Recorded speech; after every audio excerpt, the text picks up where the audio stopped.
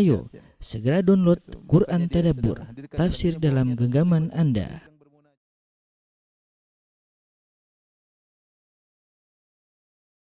Bismillahirrahmanirrahim. Assalamualaikum warahmatullahi wabarakatuh. Alhamdulillahi ala ihsanih wa syukru lahu ala taufiqihi wa amtinanih wa asyhadu an la ilaha illallah wahdahu la syarika lahu ta'ziman li sya'nih wa asyhadu anna Muhammadan abduhu wa rasuluhu da'ila ridwanih. Allahumma salli alaihi wa ala alihi wa ashabi wa ikhwanih. Para ikhwan dan akhwat yang dirahmati Allah Subhanahu wa taala, kawan-kawan di Muscat, di Oman dan yang sekitarnya yang dimuliakan oleh Allah Subhanahu wa taala. Insyaallah pada kesempatan kali ini kita melanjutkan bahasan tentang iman birrusul, iman kepada para rasul. Dan pada kesempatan ini kita akan fokus tentang bahas sifat-sifat para rasul secara umum ya. Sifat-sifat sebagai manusia dan sifat-sifat sebagai utusan Allah Subhanahu wa taala.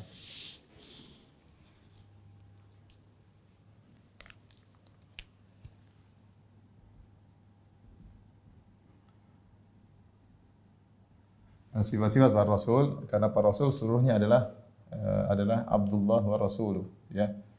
Seluruh para rasul mereka memiliki sifat ya Abdullah wa rasuluh ya. Ya.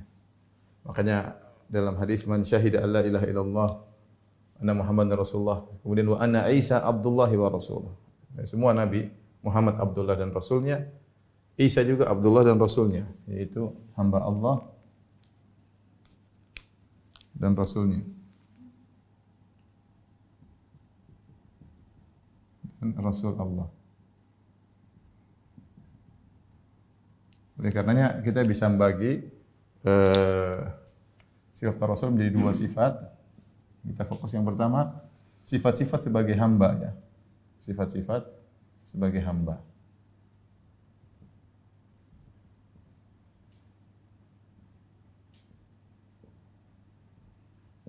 Yang kedua, kita bahas tentang sifat-sifat sebagai rasul.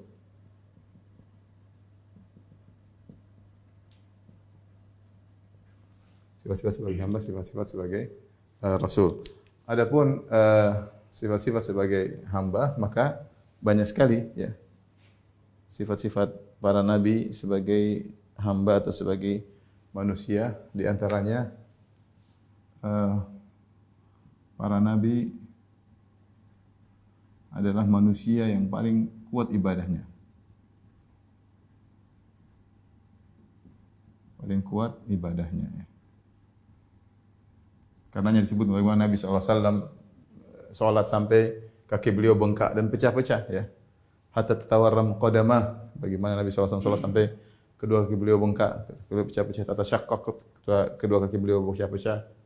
Sampai Nabi ditanya, kenapa begini kata Nabi, afala akunu abdan syakura, kenapa aku tidak menjadi hamba yang bersyukur ya. Kemudian juga menjelang wafatnya Nabi SAW, Nabi tetap semangat pergi sholat berjamaah meskipun pingsan, kemudian berwudu, kemudian mandi, semangat berangkat, kemudian pingsan lagi, sadar mandi lagi, dan terjadi berulang-ulang. Demikian juga kita lihat bagaimana Nabi-Nabi yang lain pun demikian, mereka sangat kuat ibadah. Nabi Sulaiman diriwayatkan bahwa kalau sudah dia sholat, dia pegang tongkat bisa dalam waktu berbulan-bulan salat di hadapan Allah Subhanahu wa taala. Intinya mereka adalah hamba Allah yang paling kuat ibadahnya. Karenanya Allah memuji Nabi dari sisi sebagai hamba. Ya, karenanya ada yang lain enggak? Ya, ada yang lain, Pak Wil?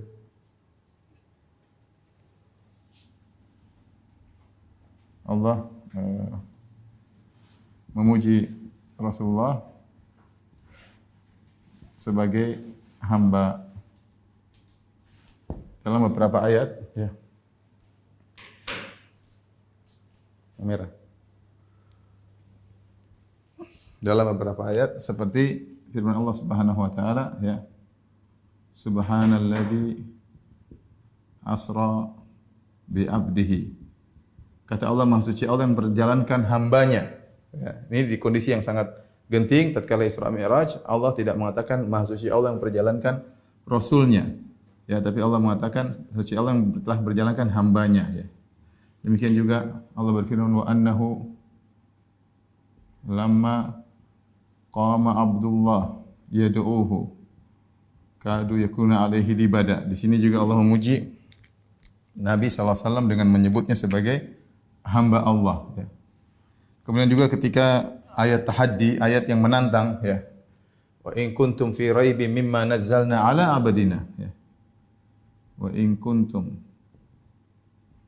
fi raibin mimma nazzalna ala abadina.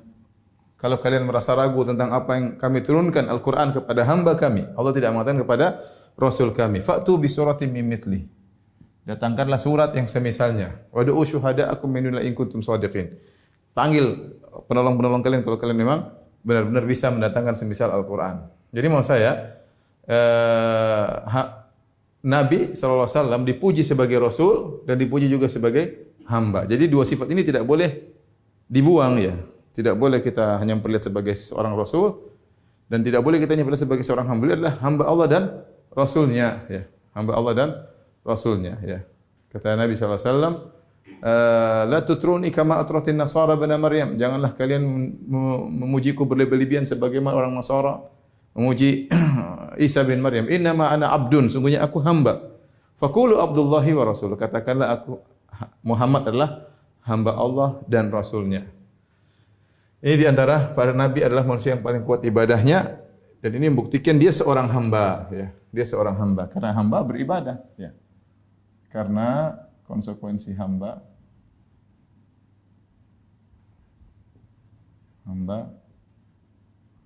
adalah beribadah kepada pencipta, kepada Khaliqnya, ya. Baik. Ini kemudian dari sisi sifat manusianya yang kedua,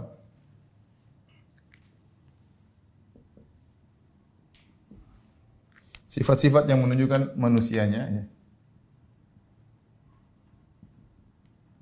Membuktikan para nabi adalah manusia.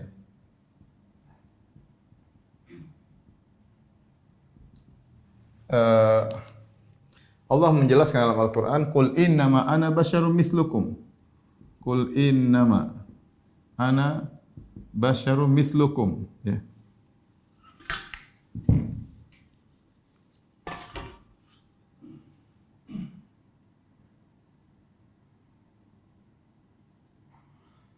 Katakanlah bahwasanya aku hanyalah manusia seperti kalian. Perhatikan sini.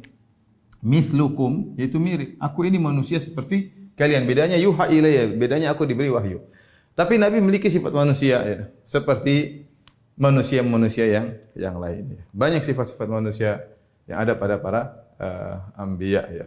Dan oleh karenanya para anbiya ditolak oleh sebagian kaumnya. Mereka mengatakan ya'kulu mimma ta'kuluna minhu wa yashrabu mimma tashrabun. Ketika mereka tidak mau beriman kepada Nabi Nuh, apa kata mereka? Orang-orang kafir berkata, ya, ya'kulu mimma ta'kuluna minhu wa yashrabuna mimma tashrabun, ta'kuluna minhu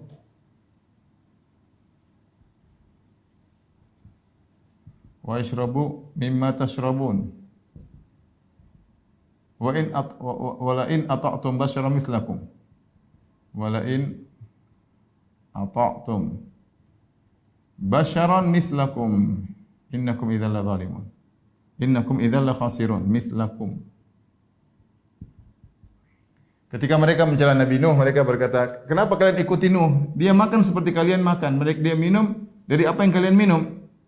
Wala in ata'tum basyaran mislakum." Kalau kalian mengikuti manusia seperti kalian.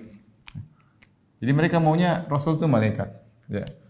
Tapi ini umum menunjukkan bahwasanya para anbiya mereka adalah rasul dan mereka adalah manusia dan keberadaan mereka sebagai manusia diketahui oleh kaumnya. Kondisi ini ayat menunjukkan kondisi mereka dan banyak ayat menunjukkan akan hal ini. Sebagai manusia diketahui oleh kaumnya, diketahui oleh kaum mereka. Baik. Apa sifat-sifat manusianya? Contoh sifat-sifat manusia.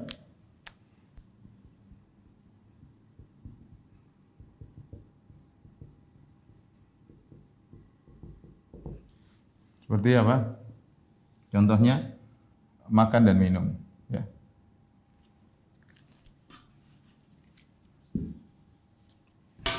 Para nabi makan dan minum, ya.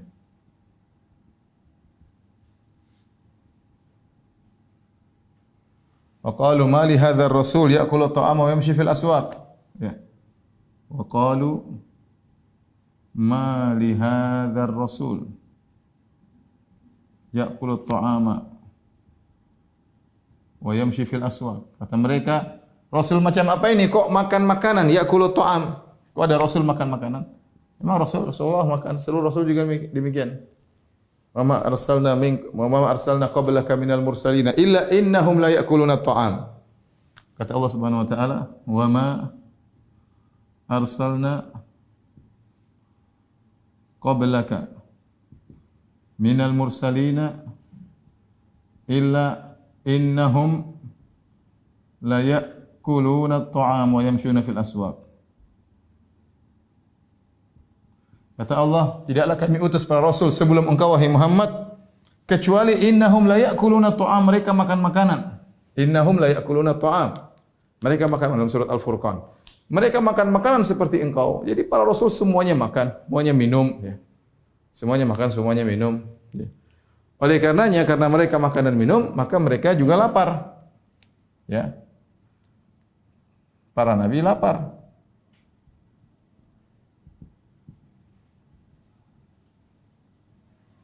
Lapar. Karena mereka makan dan minum, berarti juga para nabi buang hajat, ya. Sebagaimana manusia yang lain.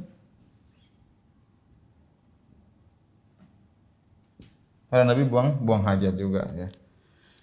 Kemudian di antara sifat manusia mereka apa?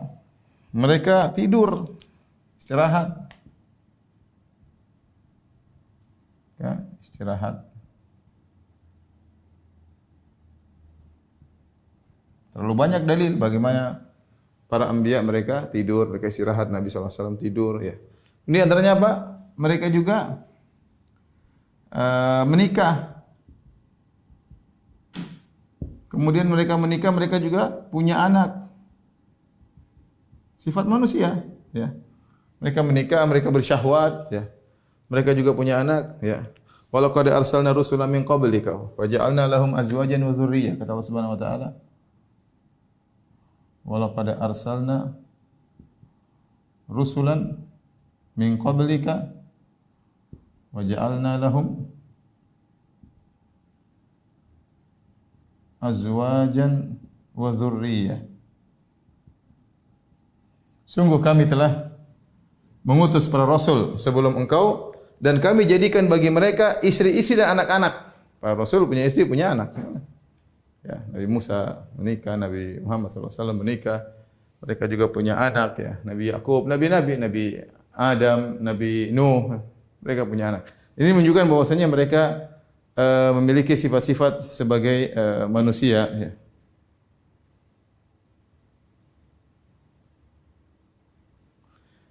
Kemudian di antaranya sifat-sifat kekurangan yang mereka miliki.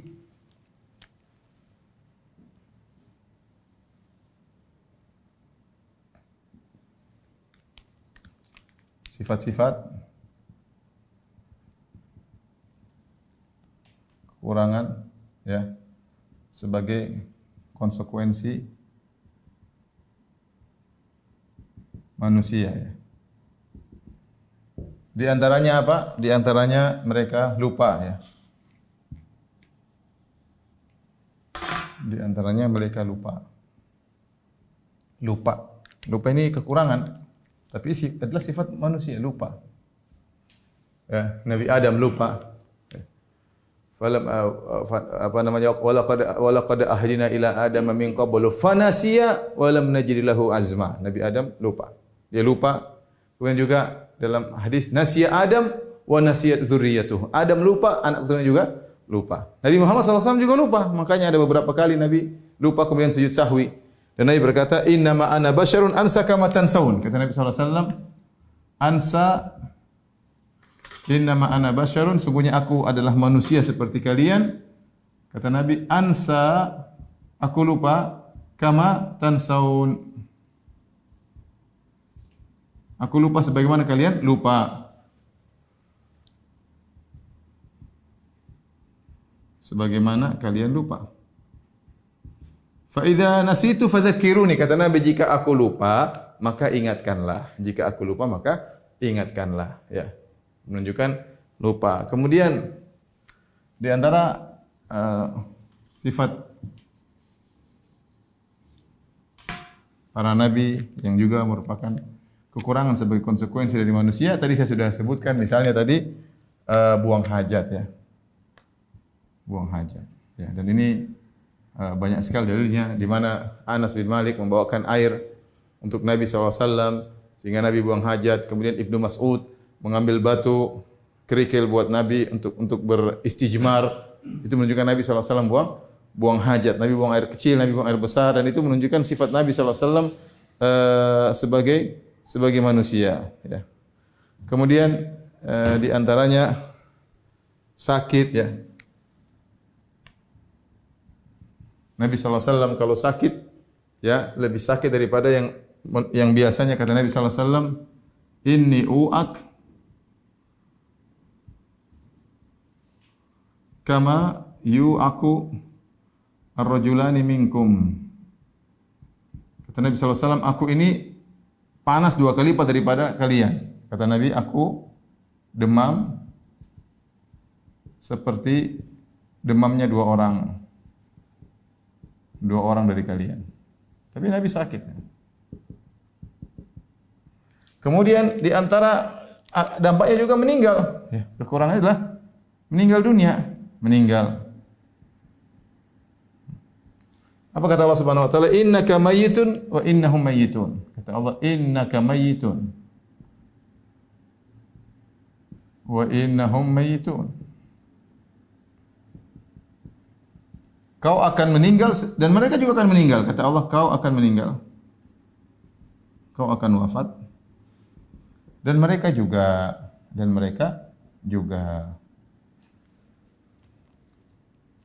Ma kana Muhammadun illa rasul wa ma Muhammadun illa rasulun qad khalat min qablihi rusul. Kata Allah Subhanahu wa taala, wa ma Muhammadun illa rasulun qad khalat min qablihi rusul.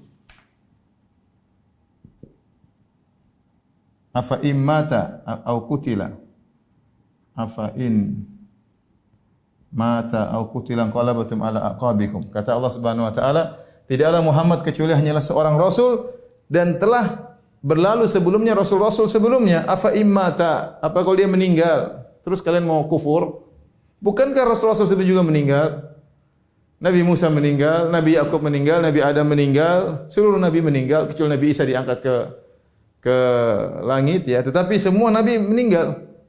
Terus kalau dia meninggal kalian batal agama kalian. Oleh karenanya ketika Nabi SAW meninggal dunia pertama kali, Umar tidak membenarkan. Umar mengatakan Nabi akan kembali. Bahkan Umar menantang, siapa yang bilang Nabi meninggal akan saya tebas kepalanya. Umar tidak terima. Kemudian Abu Bakar radhiyallahu anhu datang kemudian menjelaskan, "Man kana ya'budu Muhammadan fa inna Muhammadan qad mat. Wa man kana ya'budu Allah alladhi fis sama' fa innahu hayyun la yamut." Barang siapa yang beribadah kepada Muhammad, Muhammad sudah meninggal. Tapi barang siapa yang menyembah Allah yang di langit, maka Allah tidak akan mati. Kemudian beliau bacakan firman Allah, "Wa ma Muhammadun illa rasulun qad khalat min qablihi rusul." Tidaklah Muhammad ini seorang rasul sebagaimana rasul-rasul sebelumnya. Kalau dia mati, ya bisa mati. Rasul sebelum juga pada mati. Baru kemudian Umar sadar, seakan-akan baru pertama kali dengar ayat itu. Ya, saking sedihnya sehingga dia lalai daripada ayat tersebut. Ketika diingatkan oleh Abu Bakar, baru Umar sadar bahwasanya Rasulullah SAW sudah meninggal dunia. Ini diantara kekurangan-kekurangan yang menjelaskan bahwasanya Nabi sallallahu alaihi wasallam adalah manusia, ya.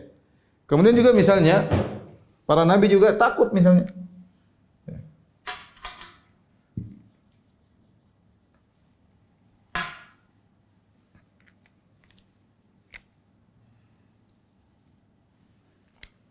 Di antaranya takut, ya. Para nabi juga apa? Takut. Ini dialami, ya. Takut, ya. Wa takhshan nas wallahu ahqqu an takhsha. Allah berkata kepada Nabi sallallahu alaihi wasallam, dalam surat Al-Ahzab, wa takhshan nas wallahu ahaqqu an takhsha.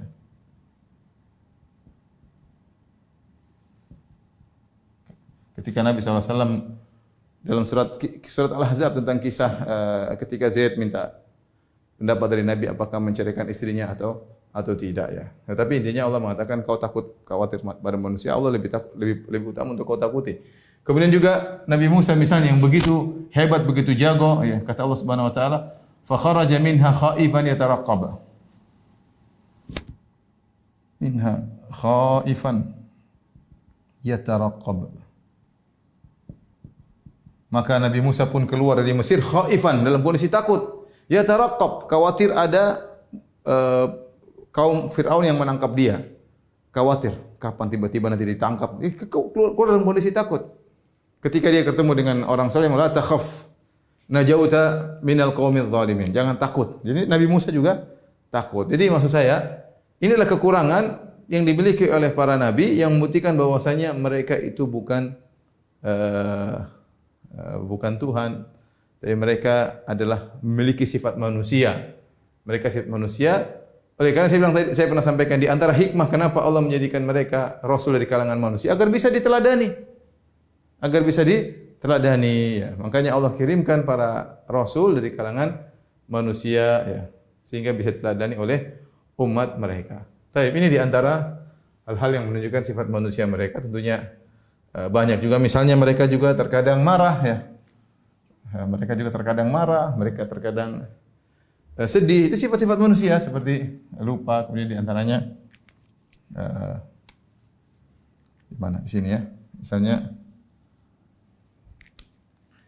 marah, ya Rasulullah pernah marah. Kemudian apa? Sedih. Kemudian apa? Menangis. Ya. Dan lain-lain ya. Ya. Menunjukkan sifat manusianya. Taib.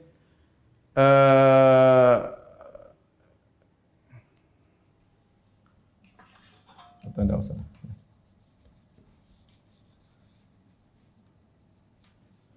Baik, sekarang kita lanjutkan tentang sifat-sifat sebagai rasul, sifat-sifat sebagai rasul.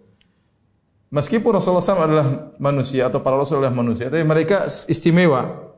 Makanya Allah berfirman, innama ana basyarun mislukum tapi yuha ilayya. Katakanlah aku ini adalah manusia seperti kalian, tetapi yuha ilayya, aku diberi wahyu. Jadi meskipun mereka manusia, mereka memiliki sifat yang mulia adalah sebagai seorang rasul. Menjadikan mereka istimewa dibandingkan yang lainnya. Apa hal-hal yang menunjukkan bahwasanya mereka istimewa sebagai para rasul? Di antaranya adalah pertama, mereka diberi wahyu. Ini jelas ya. Mereka diberi wahyu. Dan wahyu datang kepada mereka dengan banyak cara ya. Sebagian dijelaskan dalam buku-buku para ulama ya, seperti bisa jadi dengan mimpi ya. Bisa jadi dengan apa? Mimpi. Bisa jadi dengan didatangi malaikat Jibril. Didatangi malaikat. Malaikat juga datang terkadang dalam bentuk aslinya, terkadang dalam menjelma jadi manusia ya. Datangi malaikat ini terkadang dalam bentuk asli, dalam menjelma menjadi manusia.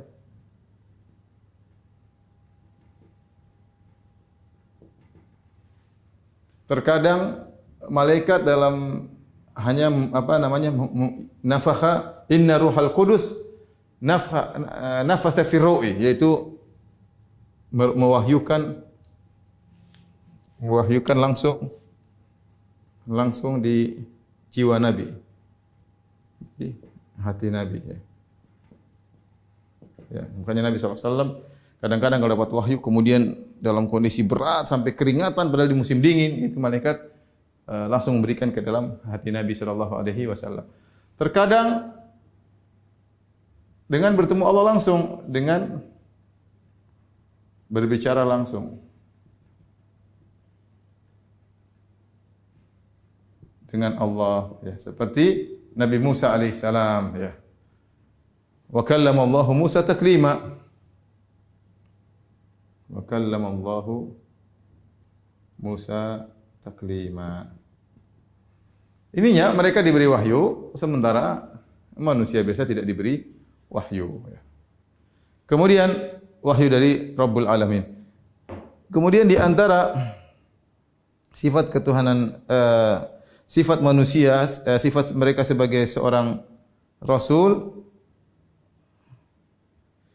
yaitu dijaga al-ismah. Yang kedua al-ismah.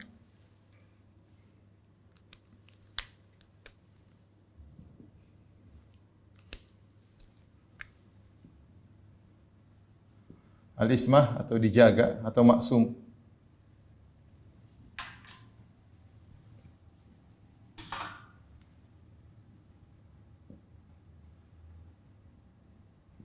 Apa maksudnya dijaga maksum? Ada beberapa jenis maksum. Yang pertama, dijaga dari kesalahan dalam menyampaikan wahyu. Ini enggak mungkin salah.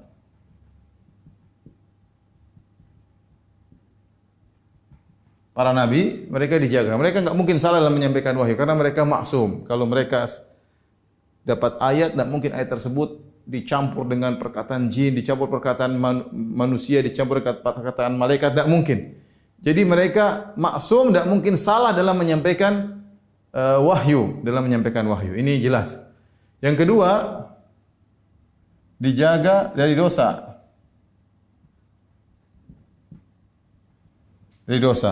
Dosa-dosa besar, ya. Dari dosa besar. Ini menurut pendapat jumhur ulama, ya. Adapun dosa kecil, maka mereka mungkin melakukannya. Tapi mereka segera bertobat.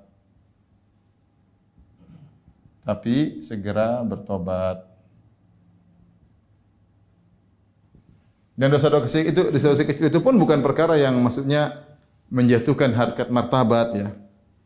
Catatan dosa-dosa kecil itu pun, ya,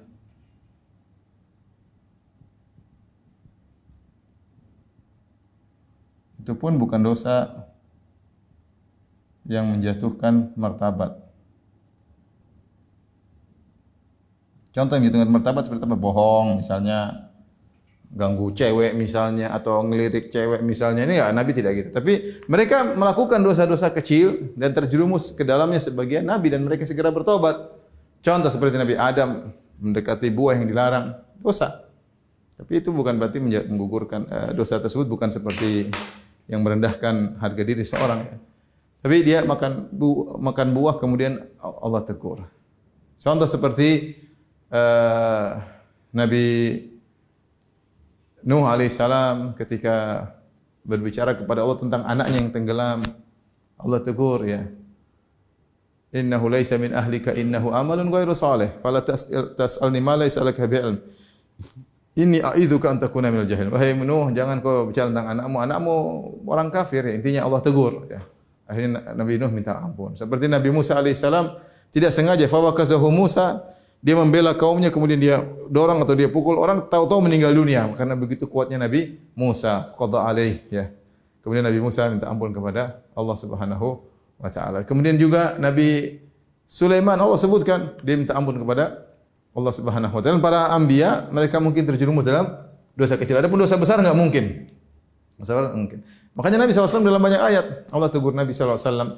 Bisa jadi kesalahan beliau, bisa jadi ijtihad, ya. Ya. Seperti lima tuharrimu ma ahallallahu lak, wahai Muhammad, kenapa engkau mengharamkan apa yang Allah halalkan bagimu? Lima adzi afallahu anka lima adzinta lahum, Allah mengampuni engkau wahai Muhammad, kenapa kau izinkan bagi mereka? Ya, Allah tegur. Abasa wa tawalla an ja'ahul a'ma, Allah tegur. Kenapa Rasulullah SAW bermuka masam dan berpaling? Allah tegur. Nabi SAW juga melakukan kesalahan, ya. Makanya Allah mengatakan, Inna fatahna laka fathan mubina liyaghfira laka Allahu ma taqaddama min dzambika wa ma ta'akhkhar. agar Allah mengampuni dosa-dosamu baik yang telah lalu maupun akan datang. Jadi Nabi juga ada dosa, ya, zahir ayat jelas. Liyaghfira lakallahu ma taqaddama min dzambika wa ma ta'akhkhar, agar Allah mengampuni dosa-dosamu yang telah lalu maupun akan datang. Tapi dosa-dosa itu dosa kecil. Dosa kecil yang mungkin yang kita tidak dapati dalam hadis-hadis, tapi Allah tahu, ya. Allah tahu tentang hal tersebut dan Allah sudah maafkan dosa-dosa. Jadi adapun dosa besar tidak mungkin para nabi terjerumus dalam dosa-dosa besar. Ini di antara hal-hal yang menunjukkan bahwasanya mereka adalah para rasul, ya. Kemudian yang ketiga adalah berkaitan dengan mukjizat, ya. Mukjizat. Baik, ini kita akan bahas setelah ini, tolong dihapus, ya. Ini dihapus. Difoto dulu biar.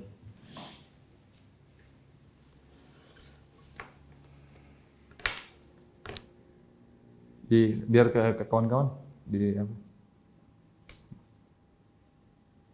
Oke, pas.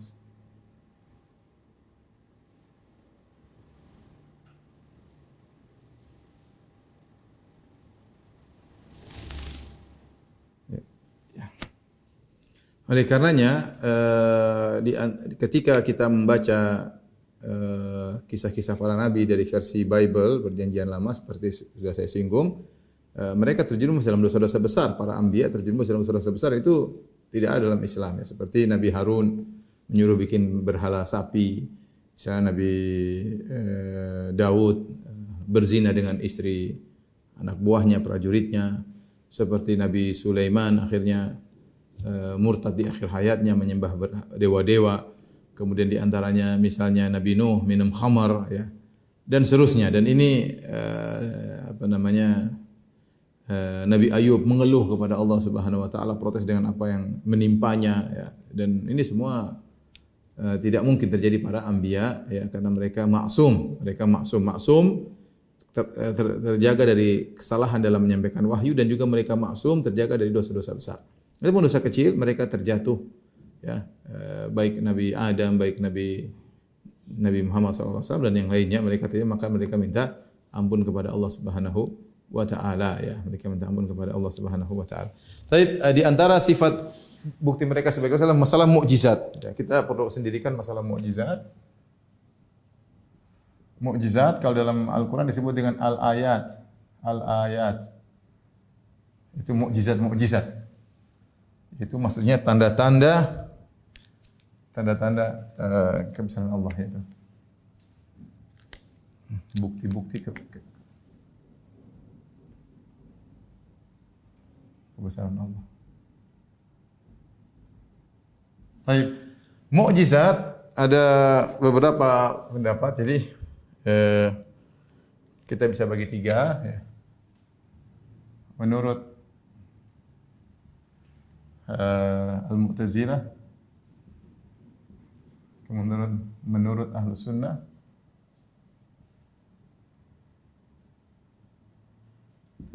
yang ketiga adalah menurut Al-Asy'ariyah. Baik. Bagaimana mukjizat menurut Ahlus Sunnah? Mukjizat adalah khariqul adah, yaitu adalah kejadian-kejadian khawariqul adah, kejadian-kejadian di luar kebiasaan. Dalam bahasa Arab namanya khawariqul adah. Luar kebiasaan yang membuktikan secara zatnya membuktikan, ya,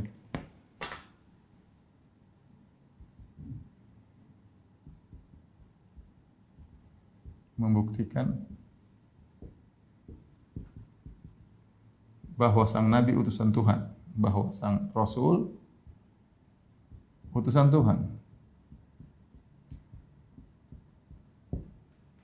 Utusan Tuhan. Ya, jadi dia memiliki tiga ciri. Yang pertama, dia khawariqul adah, di luar kebiasaan satu. Kemudian yang kedua secara zatnya, ya. Coba satu, ini yang kedua. Yang kedua secara zatnya membuktikan bahwa sang Rasul utusan Tuhan. Yang ketiga itu konsekuensi dari ini semua, konsekuensinya tidak mampu dilakukan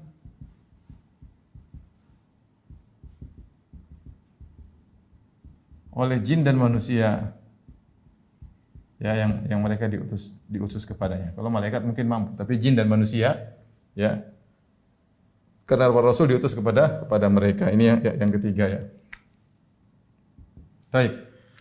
Ini adalah akidah Ahlussunnah tentang mukjizat. Makanya mukjizat tersebut secara zatnya dia bisa menunjukkan, membuktikan adanya Tuhan yang telah mengutus dia sebagai seorang rasul. Beda dengan Mu'tazilah. Kalau Mu'tazilah apa? Mu'tazilah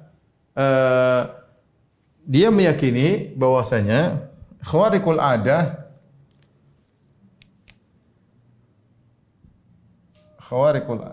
kejadian-kejadian luar biasa tersebut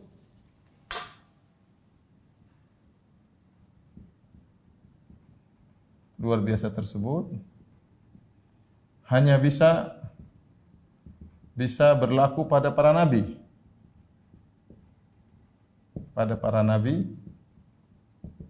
Dan tidak mungkin berlaku pada selain nabi. Apa maksudnya? Maksudnya dia mengatakan namanya keajaiban hanya berlaku kepada nabi. Kenapa? Karena ini syubhat dibangun di atas apa? Syubhat.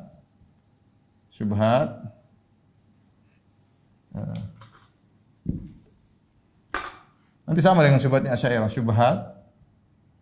Syubhat mereka bahwa namanya khariqul adah itu namanya khawariqul adah itu sejenis. Karenanya tidak boleh berlaku pada selain nabi. Dari sini natijahnya apa? Hasilnya mereka menolak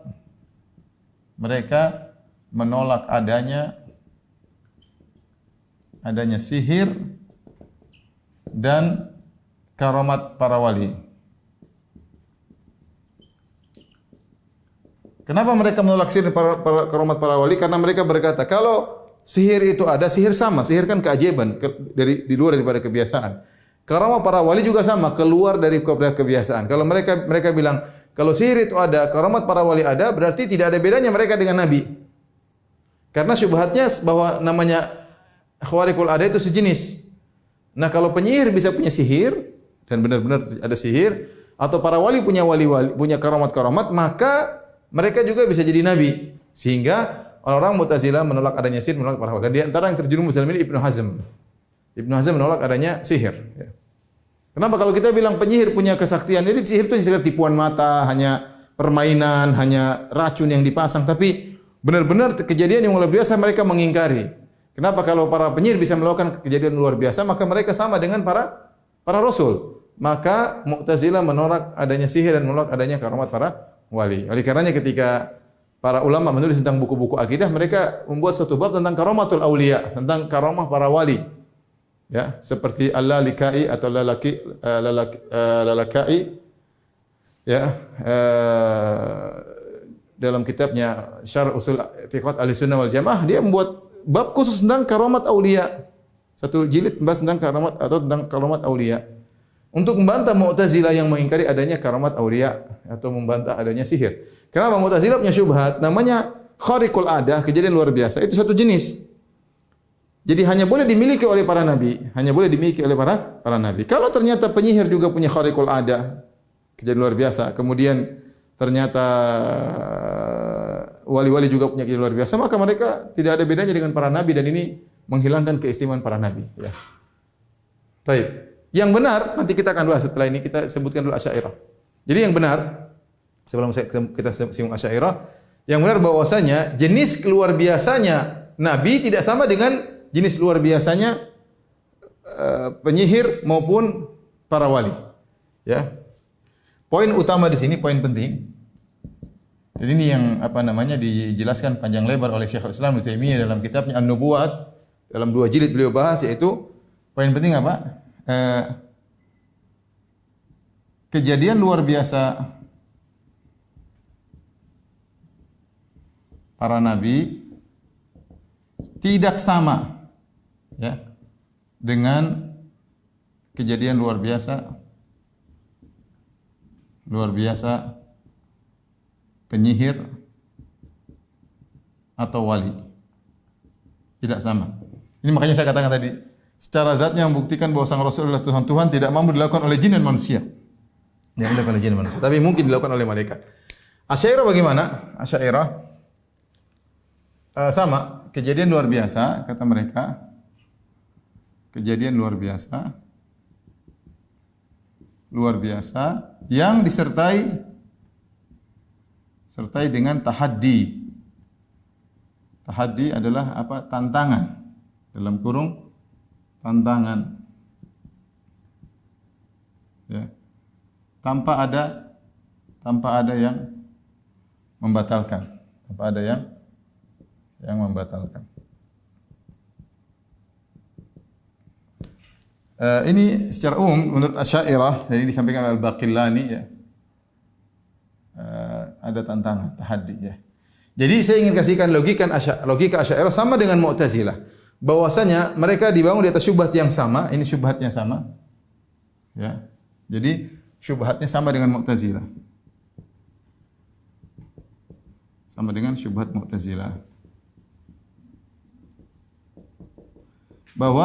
Bahwasanya namanya yang khariqul adah, suatu yang ajaib atau suatu yang luar biasa itu sama antara manusia, antara nabi, antara jin, antara tukang sihir sama. Sehingga sebenarnya manusia juga yang lain bisa bikin ya. Sebenarnya penyihir juga bisa bikin, tetapi bedanya kalau mukjizat itu ada tantangan. Ada tantangan ya. Seandainya kata mereka, seandainya seorang penyihir yang melakukan khariqul adah mengaku sebagai nabi, dia pasti akan dimatikan oleh Allah Subhanahu wa taala. Ya. Jadi tapi secara zat, tapi saya perhatikan, secara jenis khariqul adahnya sama. Ini syubhatnya Mu'tazilah sama Asy'ariyah. Jenis keajaibannya sama antara nabi dengan selain nabi. Bedanya kalau nabi dia mengaku dia sebagai nabi, ya. Kejadian luar biasa yang disertai dengan tahaddi dan saya lupa ya, batalkan. Disertai juga disertai pengakuan sebagai nabi. Sebagai nabi. Jadi dia ada 2 syarat ya. Ini pertama, dia ada tantangan, yang kedua sertai pengakuan sebagai nabi. 2 syarat. Nah, ini yang membedakan antara dengan karomat wali. Karomat wali punya karomat keajaiban tapi tidak pernah ngaku sebagai nabi. Sama karomatnya jin, karomatnya tukang sihir keajaiban, mereka juga tidak pernah mengaku sebagai nabi. Tapi secara jenisnya sama. Dan ini dibantah oleh Syekhul Islam Taimiyah bahwasanya kalau kita perhatikan kejadian luar biasa para nabi tidak sama dengan kejadian luar biasa para penyihir atau wali. Dan ini benar ya. Ini coba kita contoh-contoh, kita perbandingan antara mukjizat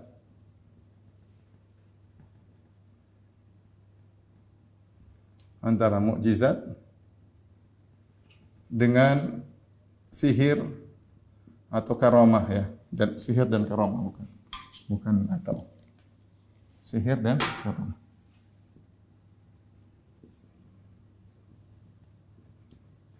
Jadi saya ingin sampaikan ini poin penting, tolong dicatat. Ini yang membedakan antara Ahlussunnah dengan yang lainnya ya. Jadi maksud Ibnu Taimiyah jenisnya berbeda. Contoh ya, tentang ilmu gaib.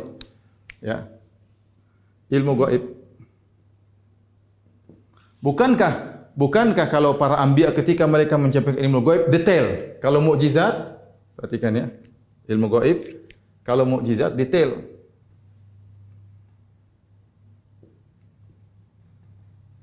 Detail dan pasti selalu benar.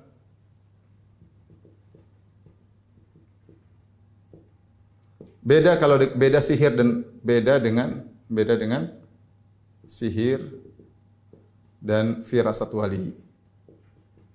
Ya. Sihir, dukun terkadang menyebutkan tentang masa depan, tetapi sering salah, tidak detail. Ya. Firasat juga, firasat wali terkadang benar, terkadang salah. Dia juga tidak bisa memastikan. Jadi kalau kita bicara ilmu gaib saja, mukjizat beda. Adapun mukjizat misalnya Nabi SAW membacakan Al-Quran tentang masa lalu, tentang kisah Nabi Nuh, detail dan benar. Tentang masa depan Nabi jelaskan, ilmu gaibnya tidak sama. Meskipun secara jenis sama-sama tahu tentang ilmu gaib. Ya. Beda. Contoh seperti makanan. Ya. Makanan. Ya. Kalau mukjizat, ini tidak makanan dan minuman, mukjizat Nabi, di antaranya makanan jadi banyak. Makanan jadi banyak, air jadi berlimpah, maka jadi banyak. Kalau karomat atau wali, karomat ya. Karomat tidak demikian. Mungkin disebutkan bagaimana karomat seorang sahabat, dia sedang ditangkap, tahu-tahu dia bisa makan suatu makanan yang tidak ada. Jadi datangkan makanan.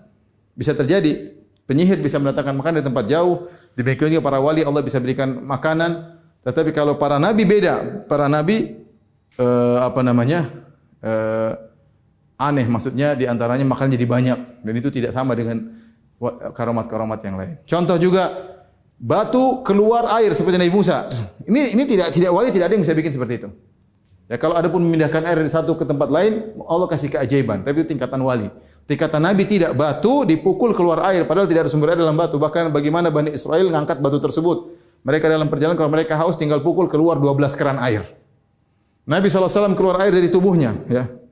Selain memperbanyak air, ya, Nabi juga bisa keluar air dan ini tidak ada dilakukan oleh manusia maupun jin, ya. Ya. Manusia maupun jin. Dan demikianlah keajaiban mukjizat. Contoh lagi, ya, contoh lagi banyak. Seperti apa? Tongkat Nabi Musa. Ya.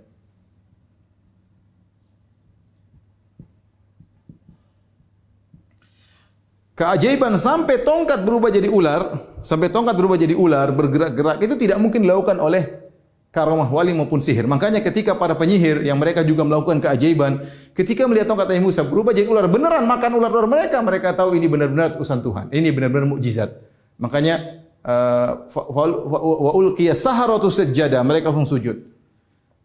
Jadi Ibnu Taimiyah ingin menjelaskan bahwasanya mukjizat Nabi itu secara zatnya langsung menunjukkan bahwasanya mereka pasti benar mereka utusan Tuhan. Ya, secara benar mereka pasti utusan Tuhan, ya.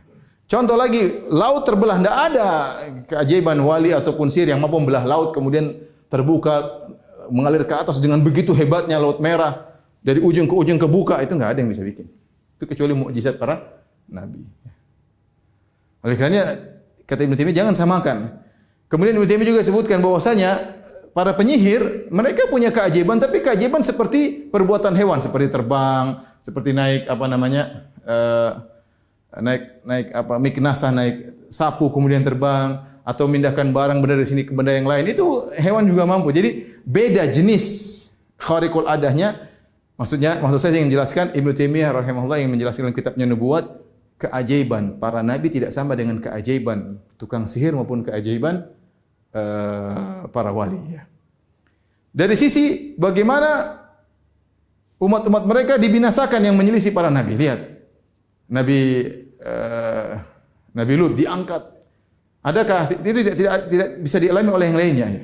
Maksudnya ada orang disiksa gara-gara menyelisih. Kalau ada orang ganggu wali Allah, ada. Ganggu Allah, matinya jelek, kemudian jatuh, kemudian tertusuk, itu ada. Dia dulu pernah ganggu wali Allah, kemudian akhirnya Allah buat dia meninggal dalam kondisi buruk. Ada. Tapi dengan cara seperti kaum Nabi Lut diangkat, kemudian tinggi, kemudian dibalikkan, kemudian dikirim dengan bebatuan, itu enggak ada. Contoh, seperti bagaimana angin mengangkat kaum Ad, kemudian kaum Ad ketika menyelisih Nabi Hud diangkat, kemudian 8 hari di atas udara, enggak ada kejadian. Mungkin ada tukang maksiat, Allah binasakan, tapi tidak seperti itu. Karena cara mematikan Allah kepada kaum Ad itu adalah mukjizat. Seperti kaum Saleh, kaum Samud, kaumnya Nabi Saleh. Allah matikan mereka dengan suara yang keras, kemudian mereka mati. Makanya Allah mengatakan wa ma nursilu bil ayati illa takhwifa. Kami kirim ayat, tanda-tanda kebesaran Allah untuk memberi takut kepada mereka. Seperti Allah membinasakan kaum Nuh dengan banjir yang besar, itu tidak pernah terjadi bagi umat-umat yang lain. Dengan matinya mereka, ya, dengan banjir yang begitu hebat menunjukkan Nabi Nuh adalah seorang nabi utusan Allah Subhanahu wa taala. Jadi ini beliau membantah Asy'ariyah dan Mu'tazilah yang menyangka bahwasanya jenis keajaiban antara nabi, dukun dan wali sama. Cuma bedanya kalau nabi ngaku sebagai nabi, yang lain tidak. Ini menurut Asy'ariyah. Adapun Mu'tazilah kalau sama, kalau begitu sihir dan kewalian enggak ada, itu enggak ada. Karamah itu enggak ada. Yang ada cuma ini. Ibnu Taimiyah mengatakan tiga-tiganya ada. Dalam Ahlus Sunnah sihir itu ada, karamat wali itu ada, mukjizat ada, tapi mukjizat tidak sama dengan karamah dan sihir. Mudah-mudahan kawan-kawan bisa paham. Kemudian di antaranya juga Asy'ariyah mengatakan disertai dengan tahaddi. Namanya mukjizat itu ada tahaddi, ada tantangan. Namun dibantah oleh Ibnu Taimiyah, tidak semua mukjizat ada tantangan. Al-Qur'an dia menantang, ayo bisa datang Al-Qur'an enggak? Ya. Tapi banyak mukjizat tidak tantangan. Contoh, Nabi memperbanyak makanan. Itu bukan tapi ada kebutuhan. Kebutuhan bagi umatnya sehingga butuh makanan menjadi banyak, berkah air jadi banyak. Nabi Musa alaihissalam kalau ketika tongkat berubah jadi ular itu tantangan. Tetapi ketika tongkat mukul batu keluar air itu bukan tantangan. Nabi Musa tidak sedang menantang yang lain tapi karena kebutuhan umatnya. Jadi mukjizat bukan berarti harus disertai dengan tantangan. Ini bantahan ya. Mukjizat tidak disertai dengan tantangan ya. Kemudian kata mereka, kalau mukjizat disertai dengan pengakuan sebagai nabi. Kita bilang bahkan ada nabi-nabi palsu yang mereka memiliki sebagian keajaiban dan mereka ngaku sebagai nabi palsu. Ya. Musailam al-Kadzdzab punya keajaiban-keajaiban. Ya. Kalau dianggap keajaiban antara penipu dengan nabi keajaibannya sama, bedanya kalau nabi hanya ngaku sebagai nabi yang lain tidak, buktinya Musailamah dan teman-temannya para nabi-nabi palsu punya keajaiban yang luar biasa dan mereka ngaku sebagai nabi dan Allah biarkan. Kenapa Allah biarkan sebagai ujian? Karena keajaiban nabi-nabi palsu ini tidak sama dengan keajaiban nabi asli. Kalau nabi asli keajaiban pasti hebat, tidak bisa ditiru oleh jin dan manusia. Ya kalau malaikat lain ya, malaikat mungkin bisa melakukan hebat karena nabi tidak diutus kepada malaikat. Ya. Ini insyaallah yang ingin sampaikan pada kesempatan kali ini. Di antara perbedaan akidah Ahlussunnah wal Jamaah tentang mukjizat antara Ahlussunnah wal Jamaah dengan Mu'tazilah dan Asy'ariyah. Wallahu alam, Mas, apakah pekan depan kita masih bahas tentang para nabi atau kita perlu cerita siapa nabi-nabi palsu? Kalau ingin tahu kita bisa bikin kajian khusus, kalau enggak kita masuk dalam iman yang lainnya. Ada buku bagus tulisan guru saya tentang Al-Mutanabbi'un, para nabi-nabi palsu. Siapa tahu Mas Dodi mau kenalan sama mereka, tentang mereka. Mungkin bisa kita bahas. Kalau enggak nanti kita diskusikan, kita bahas yang lain. Wabillahi taufiq wal hidayah. Assalamualaikum warahmatullahi wabarakatuh.